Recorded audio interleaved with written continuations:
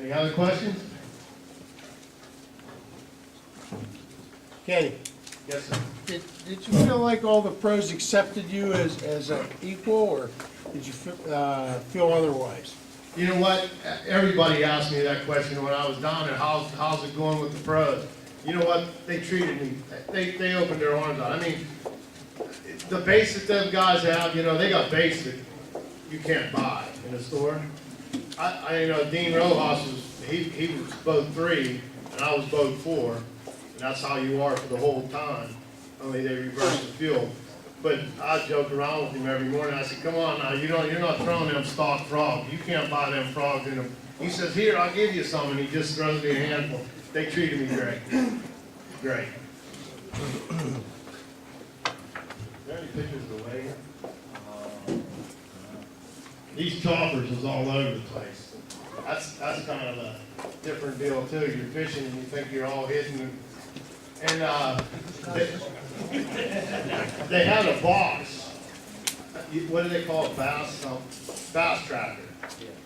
They give us the observer had a bass tracker, and every time you caught a fish, he asked you what the weight was. He clicked it in, and it went right to the arena. And also there was a GPS chip in there, and they tracked your every move. I mean, every day when you come in from the weigh-in, first thing you did when you got off stage, you went to the media room, and they locked you in there for an hour. You was in there for an hour. They fed you and whatnot, but you could not leave for an hour. Until they give you permission to leave, you had to stay there.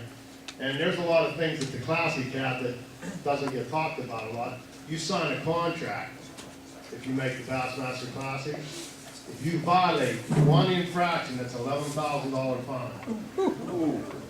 If you go into the media room, give them some wild excuse and leave, it's $11,000. But what I was getting at is when you're in the media room, there's a big screen bigger than that picture right there, and it shows every move that you did all day.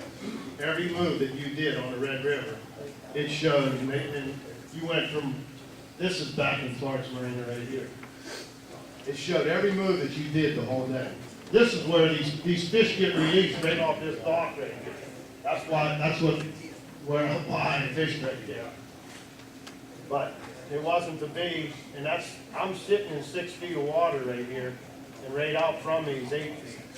And I thought, I was backing off on them, I was moving forward. They were on the banks in practice, but, you know, you can see these stumps. But there's twice as many as underneath the water that you can't see.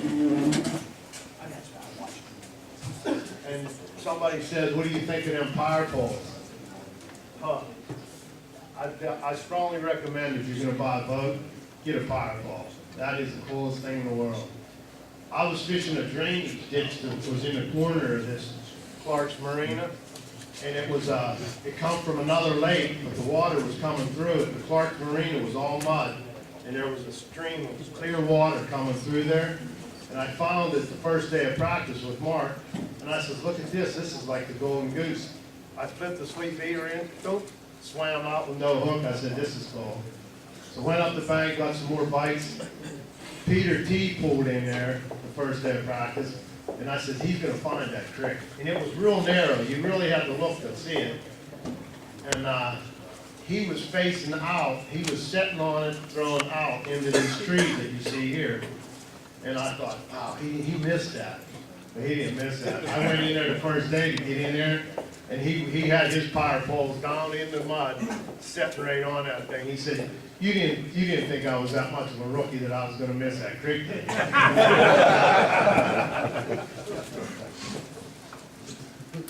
The whole experience was just, it was really cool. Jimmy Adams, his family, there was a lot of people, a lot of support down there. But this is an overwhelming deal here when you walk out on this stage and you say, "Wow, this is the Super Bowl." And it truly is the Super Bowl bass fishing. Any more questions? You sleep at night? No. No, my wife, the first night, the night before the first day of competition, Mercury had a deal, everybody that was sponsored by Mercury could go into this cocktail room. They had a live band and whatnot. And I sat with Earl Bent, and he said, "Man, you ain't looking too good." I said, "Phew, you ought to feel what it feels like to be me right now."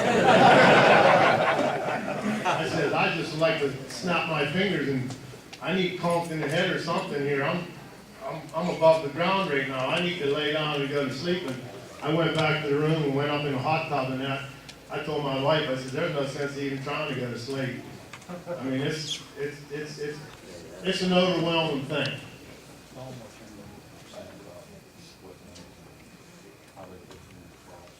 Oh yeah, every day. This tournament, you know what? And guaranteed, there's a lot of fishermen in this room right now that has more than enough skill to get there. I guarantee it.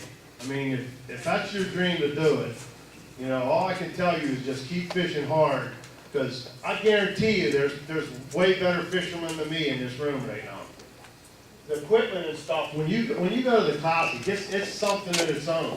Every night, every morning, they change the props on your boat. They take your back prop off, which I was running a 250 Merc with a Fury prop. They changed it every morning. They changed your trolling motor prop, your rods and reels. Every vendor there is more than glad to give you any tackle that you want. I mean, anything. If you wanted 10 rods, just walk up and say, "Hey, you know what, I need 10 rods. I just need 10 different rods." I walked up to the Lowrance boat, and I said, "My unit on my boat at home in Monongahela, it's not responding to my GPS module." And he asked me what unit it was, and I said, "It's 332C that I have in the front." He said, "Well, wait." He said, "Oh, here's one." It's just, that's how it was the whole trip. I mean, they roll the red carpet out. It's a class act. And if somebody wants to get there, it's well worth the effort, trust me. You can see some of these pictures. The Jumbotron, when you see your picture on there, it's like, holy heck, these people are making this big of a fuss over catching green fish. I don't get it. But it's a class deal. It's a class deal. I kind of let myself down in a lot of friends, but, you know, if I could get back here again, I think I can really give a good showing next time, because I was overwhelmed this time. I mean, it's... Speaking for all of us, you didn't let none of us down. Thanks. What'd they think of the terrible top? Oh, that went over well. In fact, Ray Scott stood up for one angler in the whole tournament. Did he not? He stood up and he waved a terrible towel. Ray Scott told me after, he said, "You was the only person I stood up for, by the way." Yeah, it was a cool deal. We have our own special towels too, Kenny. Yeah, somebody custom made some towels and had my name on it. It was a cool deal. I mean, the support was great from day one. I mean, when I knew that I was going to the Bassmaster Classic in Kansas, my phone it just never quit ringing. And man, I want to thank all you guys, Jim Lambert, Mike, everybody. I mean, it's just, it feels good, believe me. I mean, and I told my wife, I said, you know, the best thing that I could wish on anybody that fishes is for them to have the people behind them like I have right now for this classic. I mean, I thank all you, everybody, thank you.